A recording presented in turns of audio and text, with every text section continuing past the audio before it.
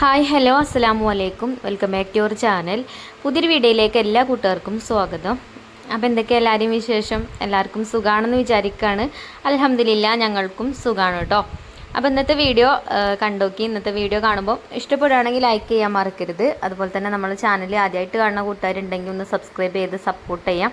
അപ്പോൾ ഇന്നത്തെ വീഡിയോ ഇന്ന് നമുക്ക് ഉസ്താദുമാരുടെ ചിലവാണ് കേട്ടോ. അപ്പോൾ ഇന്ന് നല്ല സന്തോഷമുള്ളൊരു ദിവസം കൂടിയാണ്. സന്തോഷം എന്താണെന്ന് ഞാൻ പറയാം കേട്ടോ. അപ്പോൾ ഉസ്താദുമാരുടെ ചിലവാണ്. അപ്പോൾ ഞാൻ ബീഫൊക്കെ തലേ ദിവസം വാങ്ങിച്ച് ഫ്രിഡ്ജിൽ വെച്ചിനി. രാവിലെ നമുക്ക് നേരത്തെ ഉണ്ടാക്കണമല്ലോ ഫുഡൊക്കെ.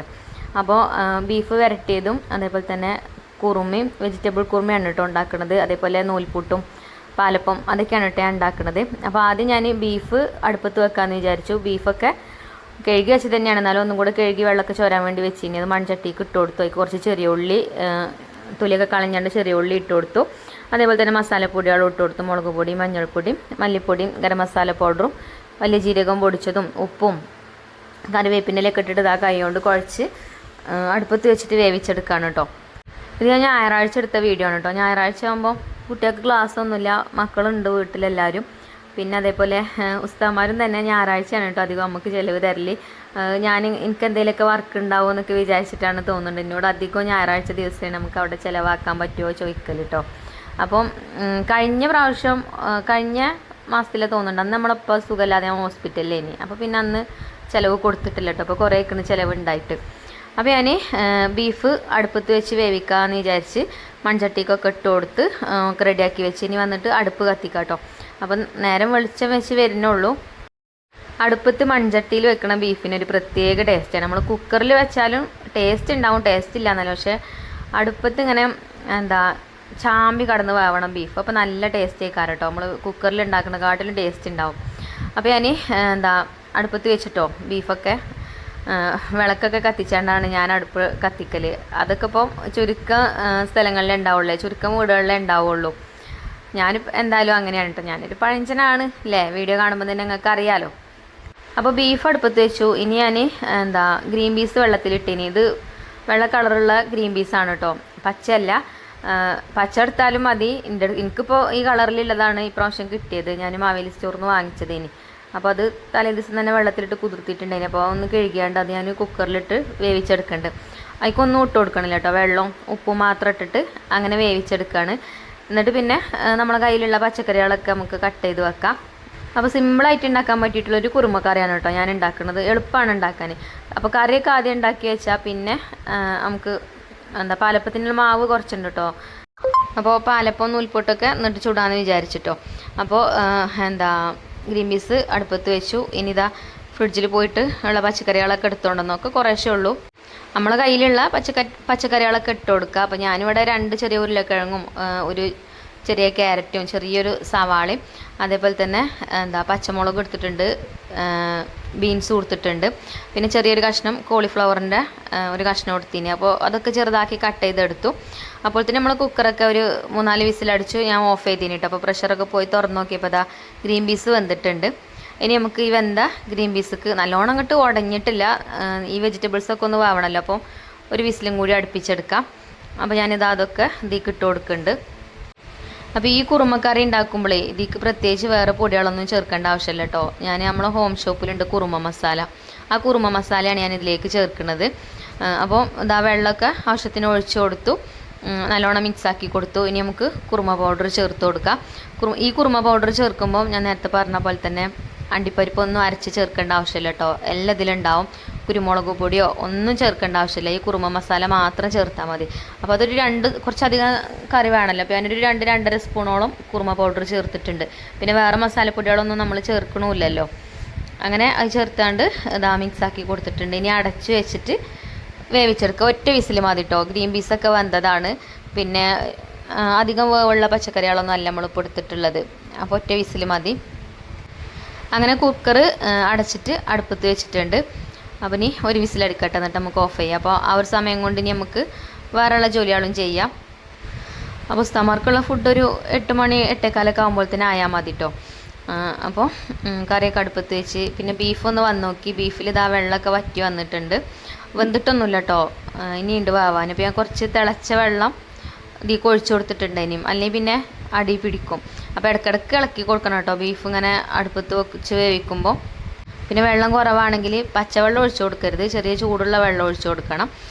അങ്ങനെ അവിടെ അടച്ചു വെച്ചിട്ടുണ്ട്. പിന്നെ ഞാൻ കുറച്ച് തേങ്ങയൊക്കെ ചിരകി എടുത്തിട്ടുണ്ട്. ഇത് നമ്മൾ കുറുമക്കറിക്കുള്ളതാണ് കേട്ടോ. അപ്പോൾ തേങ്ങാപ്പാൽ എടുത്താലും മതി, അല്ലെങ്കിൽ തേങ്ങ നല്ലോണം അരച്ചെടുത്താലും മതി. ഇത് ഇങ്ങനെ പച്ച തേങ്ങ ആയതുകൊണ്ട് ഞാൻ നല്ലോണം അരച്ചെടുക്കാം കേട്ടോ ചെയ്തത്, പാലൊന്നും എടുത്തിട്ടില്ല. പിന്നെ നൂൽപുട്ടിനുള്ള മാവ് റെഡിയാക്കി എടുക്കണം. അപ്പോൾ ഒരു തട്ടെടുത്തിട്ട് അതിലേക്ക് കുറച്ച് അരിപ്പൊടി ഇട്ട് കൊടുക്കുന്നുണ്ട്. അപ്പോൾ ഞാൻ കുറച്ച് നൂൽപുട്ടേ ഉണ്ടാക്കണുള്ളൂ, പാലപ്പത്തിനുള്ള മാവുണ്ട്. അപ്പം കുട്ടികൾക്ക് പാലപ്പം മതി എന്ന് പറഞ്ഞും ചെയ്തിട്ടുണ്ടായിരുന്നു. അപ്പോൾ കുറച്ചേ എടുത്തിട്ടുള്ളൂ കേട്ടോ. അപ്പോൾ പത്തിരിപ്പൊടിക്ക് ഉപ്പും വെള്ളമൊക്കെ ഒഴിച്ച്, തിളച്ച വെള്ളമൊക്കെ ഒഴിച്ചത് അതേപോലെ മിക്സാക്കി കൊടുക്കുന്നുണ്ട്. നല്ല തിളച്ച വെള്ളം തന്നെ കേട്ടോ ഞാൻ എടുത്തിട്ടുണ്ടായിരുന്നത്. നമ്മൾ വീട്ടിൽ പൊടിച്ച പൊടിയാവുമ്പോൾ അങ്ങനെ നല്ല തിളച്ച വെള്ളം വേണമെന്നില്ല, ചെറുതായിട്ടല്ല ഇങ്ങനെ വെള്ളത്തിൽ കുമിളകൾ വരുന്ന സമയമുണ്ടല്ലോ, ആ ഒരു സമയത്താട്ടോ ഫ്ലെയിം ഓഫ് ആക്കൽ. വീട്ടിൽ അരി കഴുകി ഉണക്കി പൊടിച്ച പൊടിയാണെങ്കിൽ, പാക്കറ്റ് പൊടിയാണെങ്കിൽ ഇതേപോലെ തിളച്ച വെള്ളം ഒഴിച്ചു കൊടുക്കും. പാക്കറ്റ് പൊടിക്ക് വെള്ളം കുറച്ച് അധികം വേണം.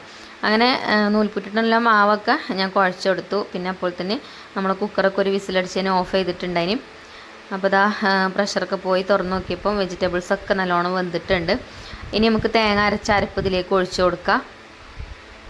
അപ്പോൾ നമ്മൾ ഗ്രീൻ പീസ് അത്യാവശ്യം ഇട്ടതുകൊണ്ട് ഇതിങ്ങനെ തിക്കായിട്ട് വരും കേട്ടോ. പിന്നെ തേങ്ങയും അരച്ചൊഴിച്ചു കൊടുത്തല്ലോ, അതുകൊണ്ട് കറി ഇങ്ങനെ കുറുകി വരും. അപ്പോൾ നമുക്ക് ആവശ്യത്തിന് വെള്ളം ഒഴിച്ചു കൊടുക്കുക. എന്നിട്ട് ഇനി ഇതൊന്ന് താളിച്ചെടുത്താൽ മതി കേട്ടോ. ഇതിങ്ങനെ നല്ലോണം തിളക്കാൻ അയക്കരുത് തേങ്ങ അരച്ചതിന് ശേഷം. ഇതേപോലെ ഇങ്ങനെ മിക്സാക്കി കൊടുക്കുക, തേങ്ങ ഒന്ന് കുക്കായി കിട്ടും വേണം. ഇനി ഞാനിത് വെളിച്ചെണ്ണയിൽ കടുക് പൊട്ടിച്ചെടുക്കുന്നുണ്ട് കേട്ടോ.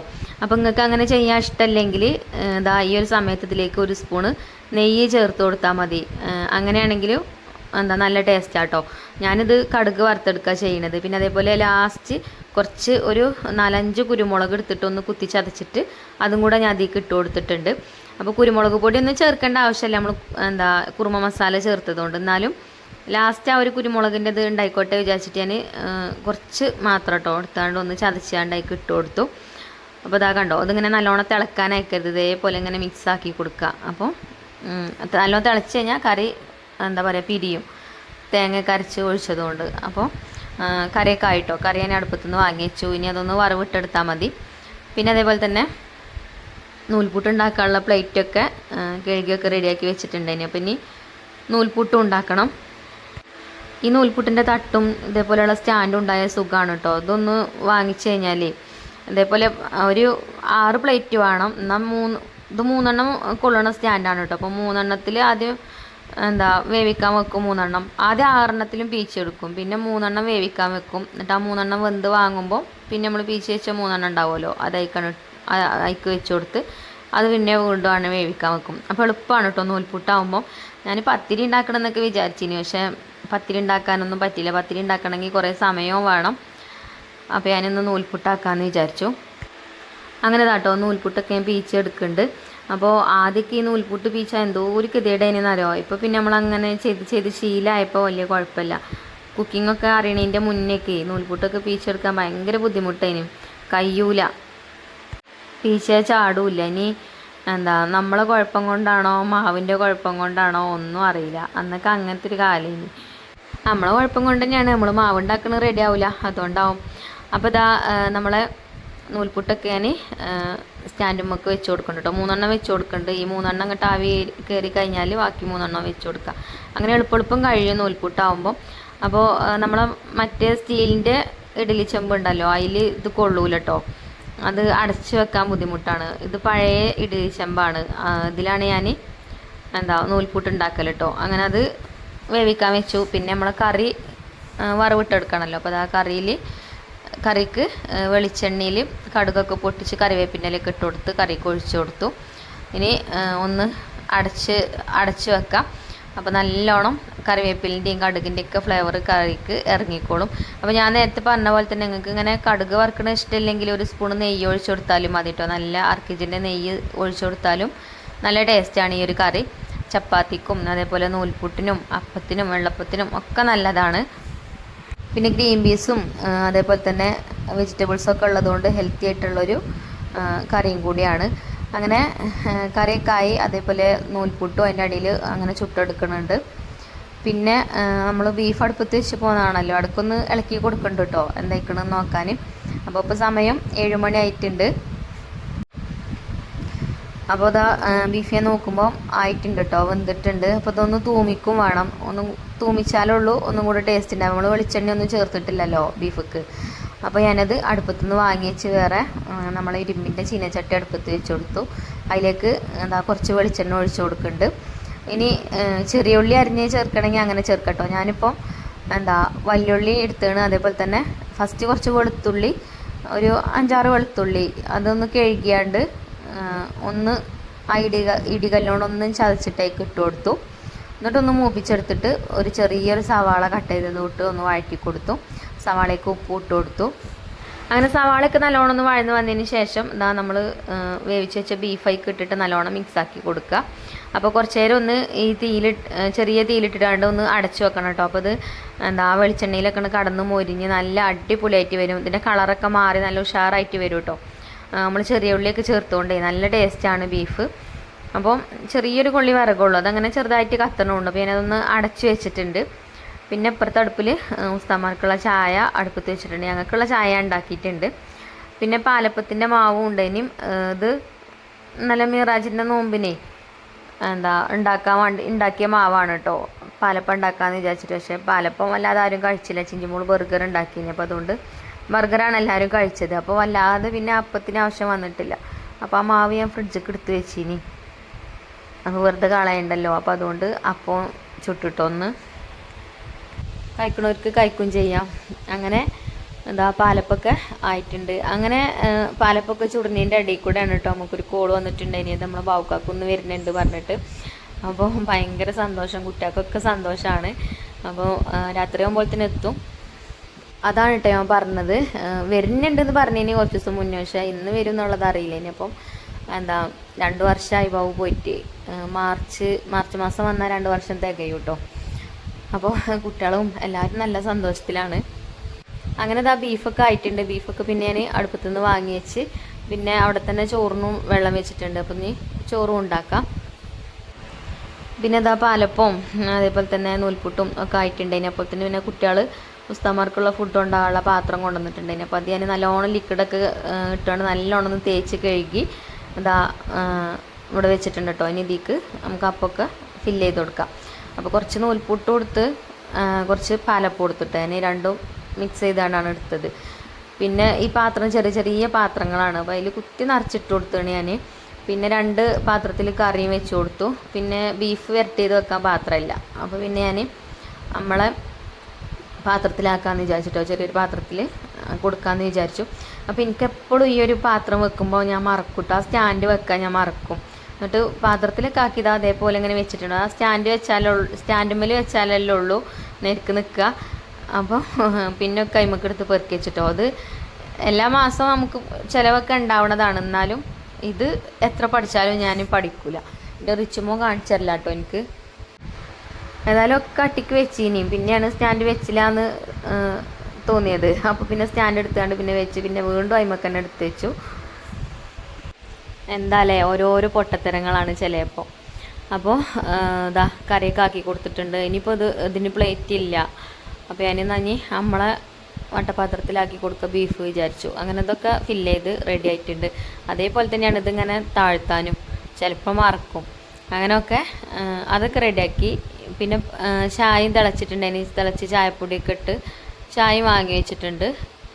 പിന്നെ പഞ്ചസാരയൊക്കെ ഇട്ടാണ്ട് ചായയും പാത്രത്തിലാക്കി കൊടുക്കണം. അപ്പോൾ നമ്മളൊരു സ്റ്റീലിൻ്റെ വട്ടപാത്രം എടുത്തിട്ടേക്ക് കുറച്ച് ബീഫ് ഇട്ട് കൊടുക്കുന്നുണ്ട്. ഇനിയിപ്പോൾ കുറേ തുണികളുണ്ട് കേട്ടോ അലക്കാൻ. അപ്പോൾ ഇന്ന് പുഴയ്ക്ക് പോകണം എന്ന് ഐഫക്കുട്ടി ആദ്യം തന്നെ പറഞ്ഞിട്ടുണ്ട്. ഇന്ന് സ്കൂളില്ലല്ലോ. അപ്പോൾ മദ്രസ ഇട്ട് വന്നിട്ട് പുഴയ്ക്ക് പോകണം മെച്ചിയെന്ന് മദ്രസക്ക് പോയപ്പോൾ പറഞ്ഞിട്ടുണ്ട്. അതേപോലെ തന്നെ ഇന്നലെ വൈകുന്നേരം പറഞ്ഞിട്ടുണ്ട് നാളെ നമുക്ക് പുഴയ്ക്ക് പോകണം എന്നൊക്കെ. അപ്പം ഇന്ന് ഇപ്പച്ചി വരുന്നുണ്ടെന്നൊക്കെ അറിഞ്ഞിട്ട് ഭയങ്കര സന്തോഷമാണ് കേട്ടോ. അപ്പോൾ ഉസ്താമാർക്കുള്ള ഫുഡും കാര്യങ്ങളൊക്കെ കൊടുത്തു. പിന്നെ നമുക്ക് കുറച്ച് ക്ലീനിങ് ഒക്കെ ഉണ്ടായിനി. അപ്പോൾ അതൊക്കെ ഒന്ന് ചെയ്തിട്ട് പിന്നെ പുഴയിൽ പോകാമെന്ന് വിചാരിച്ചു. പിന്നെ ചിഞ്ചുമോളുണ്ടെന്ന് വീട്ടിൽ. അപ്പം അടിച്ചു വാരി തുടക്കലോള് ചെയ്തോളും. അങ്ങനെ ചായയും ആയിട്ടുണ്ടായിനി. ചായ ആയപ്പം ചായയും ഫ്ലാസ്കൊക്കെ പറഞ്ഞു കൊടുത്തു. പിന്നെ നമ്മളിവിടെ രാവിലെ മാത്രമേ ഉള്ളൂ കേട്ടോ ഉസ്താമാർക്ക് ചിലവ്. വൈകുന്നേരമോ ഉച്ചക്കോ അങ്ങനെയൊന്നുമില്ല, രാവിലെ മാത്രമേ ഉള്ളൂ. അപ്പം ചായയും ഫ്ലാസ്കിലാക്കി അതേപോലെ കടിയൊക്കെ പാത്രത്തിലേക്ക് ആക്കി വെച്ച് ഇനിയിപ്പോൾ ബ്രേക്ക്ഫാസ്റ്റ് കഴിച്ചിട്ട് വേണം മുറ്റടിച്ച് വരാൻ കയറാൻ വേണ്ടിയിട്ട്. പിന്നെ കുട്ടികൾ വന്നു കണ്ട് ഇത് കൊണ്ടുപോകും കേട്ടോ. ഇനി ഉസ്താമാരെ ഫുഡ്. ഈ പാലപ്പത്തിൻ്റെ റെസിപ്പി ഞാൻ ഇന്നലത്തെ വീഡിയോയിൽ കാണിച്ചിന്. എനിക്ക് ഇങ്ങനെ കുറേ ഹോൾസില്ല നല്ല മുരിഞ്ഞ പാലപ്പം നല്ല ഇഷ്ടമാണ് കേട്ടോ. എന്ത് കറിയാണെങ്കിലും കുഴപ്പമില്ല, ഇനി കറി ഇല്ലെങ്കിലും കുഴപ്പമില്ല, നമ്മൾ കട്ടൻ ചായൻ്റെ കൂടെ അങ്ങനെ കടിച്ചുട്ടി കഴിക്കുമ്പോൾ നല്ല ടേസ്റ്റാണ്. അപ്പോൾ നമ്മളെ വെജ് കുറുമയും അതേപോലെ തന്നെ പാലപ്പവും അതാണ് ഞാൻ കഴിച്ചത് കേട്ടോ. ഞാൻ 2 എടുത്തിട്ടുണ്ടായിന്. അപ്പോൾ അതിക്ക് കറിയൊക്കെ ഒഴിച്ചു കൊടുത്തു, പിന്നെ കുറച്ച് ബീഫ് ഇട്ട് കൊടുത്തു. കുറച്ച് എടുത്തിട്ടുള്ളൂ, ഇനി ഉച്ചക്ക് കൂട്ടാണ്ടാക്കാൻ മടിച്ചിട്ടാട്ടോ. പിന്നെ ഇപ്പോൾ വൈകുന്നേരത്തിന് ഇനി നമ്മൾ വാക്കും വരുമല്ലോ, അപ്പം ഞാൻ എന്തെങ്കിലുമൊക്കെ സ്പെഷ്യൽ ഉണ്ടാക്കാം.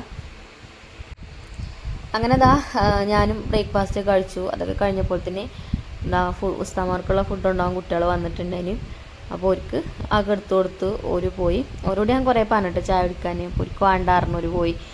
പിന്നെ ഞാനും ഐഫുക്കുട്ടിയും പുഴയിൽ പോന്ന്, മഞ്ജുമോളും ഉണ്ടായിന്. പുഴയിപ്പം വെള്ളമൊക്കെ വറ്റി വരണ്ടാണ് കേട്ടോ. വല്ലാതെ വെള്ളമൊന്നുമില്ല, മുങ്ങി കുളിക്കാനൊന്നും കഴിയില്ല. ഇപ്പോൾ ഐഫക്കുട്ടിക്കൊക്കെ നീന്താനൊക്കെ ഗതികേടാണ്. മറ്റോള് പുഴയിൽ വന്നാൽ അങ്ങനെ നീന്തി കളിക്കുകയൊക്കെ ചെയ്യലുണ്ട്. അപ്പോൾ ഇപ്പം അതിനൊന്നുമില്ല, വെള്ളമില്ല, കുറച്ച് വെള്ളമുള്ളൂ. ഇല്ല വെള്ളം നല്ല തെളിഞ്ഞ നല്ല മുത്തുമുറി പോലത്തെ വെള്ളം പറയില്ല നമ്മൾ, അതേപോലെയാണ്. അപ്പോൾ പുഴയിൽ ആരുമില്ല കേട്ടോ. ഞങ്ങളാണെങ്കിൽ പുഴയ്ക്ക് പോന്നപ്പോൾ തന്നെ 10-10:15 വെയിലൊക്കെ ഉണ്ട്. എന്നാൽ പിന്നെ ചെറിയൊരു മൂടലുണ്ട്. പിന്നെ ഈ പുഴ കാണുന്നത് കുറേ കൂട്ടുകാർക്ക് ഇഷ്ടമാണ്. നിങ്ങളിപ്പോൾ പുഴയ്ക്ക് പോവലില്ലേ എന്നൊക്കെ കമൻറ്റ് ബോക്സിൽ അങ്ങനെ ചോദിക്കും. അപ്പോൾ ഇന്നത്തെ വീഡിയോയിൽ ഇതും കൂടിയാണ് ഉൾപ്പെടുത്താമെന്ന് വിചാരിച്ചിട്ടാണ് കേട്ടോ. അങ്ങനെ പുഴയിലെത്തി ഞങ്ങൾ. ഞാൻ പറഞ്ഞല്ലോ കുറേ ഉണ്ട് തുണികൾ അലക്കാൻ. എത്ര അലക്കാണ്ടെങ്കിലും പുഴയിൽ വന്നാലേ ഈസിയാണ് കേട്ടോ, എളുപ്പത്തിൽ കഴിയും. അങ്ങനെ അലക്കാലിൻ്റെ തുണികളൊക്കെ ഞാൻ ബക്കറ്റിൽ വെള്ളം എടുത്താണ്ട് സോപ്പും പൊടിയിലൊക്കെ ഇട്ട് വെക്കുന്നുണ്ട്. ഐഫക്കുട്ടിയും മഞ്ജുമോളും വെള്ളത്തിലും കളിക്കുന്നുണ്ട് കേട്ടോ. പിന്നെ ഞായറാഴ്ച ദിവസമേ കുറേ ആൾക്കാരുണ്ടാവും പുഴയിൽ.